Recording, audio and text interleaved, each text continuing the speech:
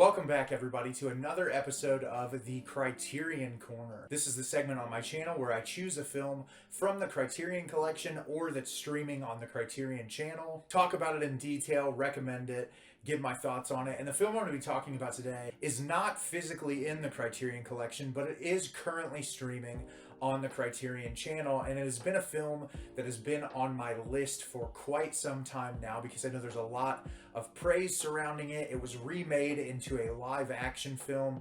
I know there's a lot surrounding this material, and so I thought it would be interesting to jump in and watch it. And the film I'm going to be discussing today is Ghost in the Shell. Ghost in the Shell is directed by Mamoru Oshii. In the year 2029, the barriers of our world have been broken down by the net and by cybernetics, but this brings new vulnerability to humans in the form of brain hacking. When a highly wanted hacker known as the Puppet Master begins involving them in politics, Section 9, a group of cybernetically enhanced cops, are called to investigate and stop the Puppet Master. So I didn't really know what I was getting into with this. I know nothing of the backstory of this material.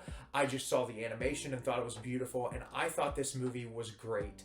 I really liked it a lot, and I think that it is incredibly impressive for like an hour and 28-minute movie to accomplish as much as this did. So as the plot description states, we're introduced into this dystopian type of world, very cyberpunk, very Blade Runner-esque, where you have this group of like cybernetic cops. Some of them are fully robotic, some of them are like half human with like a brain inside of a metallic body. And so you have all of these different types of artificial intelligence that exist in this organization. And you have, the organization is led by Major, who she is the main character that we see. She's artificial intelligence. She leads this organization to fight against the Puppet Master, and the movie is them trying to hunt down the Puppet Master, figure out what his plans and his intent are. So it's a really complex story that you get a lot of expositional dialogue at the beginning of the film to kind of jump you into this world. And I was kind of worried at the beginning that that was going to detract from the film,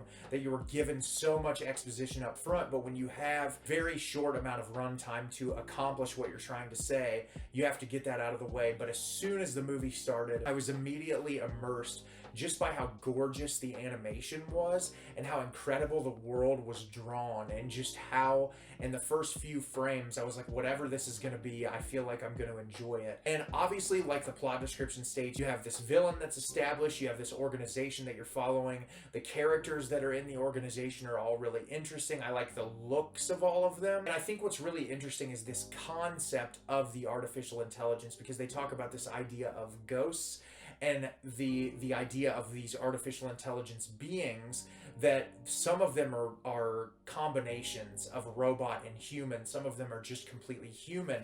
And there's this whole idea of like people being kidnapped by these organizations and being programmed these false realities where they think they have kids and they think they have families, but they just live on their own and they don't have anything. And you know, we live in a world right now that is so embedded with this idea of artificial intelligence, and films like Blade Runner in the past have kind of examined this idea of like, can artificial intelligence be more than just that? Can it be something that, you know, gets taken advantage of? And is it something that can be bled into humanity? Would artificial intelligence get to a point where it could feel? And I feel like there's a ton of movies that explore that route. And I thought what was really interesting about Ghost in the Shell is that it bleeds over that humanity and that artificial intelligence thing. There's some dialogue early on with Major and one of the other people in the crew about like choosing people for a mission, and one of the guys that works for them is fully human. He was on a police force, he did all these things, and the reason why they brought him on is because he has that human instinct, right? Human beings,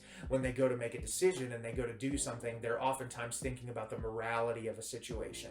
They're thinking about, how could that impact someone else? Could I save this life? Could I do this thing? Where a robot is going to be more programmed to just do whatever is the most logical. And so you have a very large conversation about the idea of artificial intelligence logic versus the logic of human beings. And then when those worlds cross over and you see these artificial intelligence beings having programmed emotions emotions about family, and they're genuinely hurt by it, and they have to go through this period of either reprogramming or restructuring so they can try to forget. And they tell this one guy who's been completely brainwashed to think that he had a family and kids, that hasn't happened. And they say, is there any way you can reverse this? And they said, we've tried, but there isn't 100% a way that we can do this. And it's so traumatizing to think that that technology could be used to create this false reality that you are going to believe wholeheartedly because how it's programmed into your brain. And I just thought all of those individual ideas were so interesting to explore. It really, in the third act,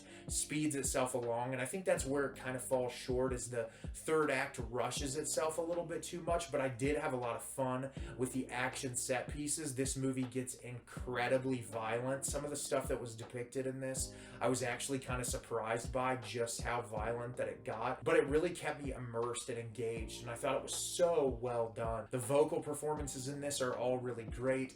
Like I said, there's a lot of really interesting questions that the film poses, and if that sounds interesting to you as something you want to sit around and think about and digest, I think Ghost in the Shell is 100% worth checking out. It's a really great anime film, and I look forward to revisiting it and possibly watching other things affiliated with it as well. So have you seen Ghost in the Shell? Did you love it? Did you hate it? Leave me a comment down below and let me know what you thought. I thought this movie was really great. I really enjoyed it a lot. Thought it had great vocal performances. I thought the animation was beautiful. I thought it posed a lot of really interesting questions, and I 100% think it's worth checking out. As always, if you can like the video and subscribe to the channel, it helps me out a lot and lets me know the type of content you're looking for. I'm always putting out new material and look forward to getting more out for you in the near future. And as always, everyone, thank you so much for watching, and have a great rest of your day.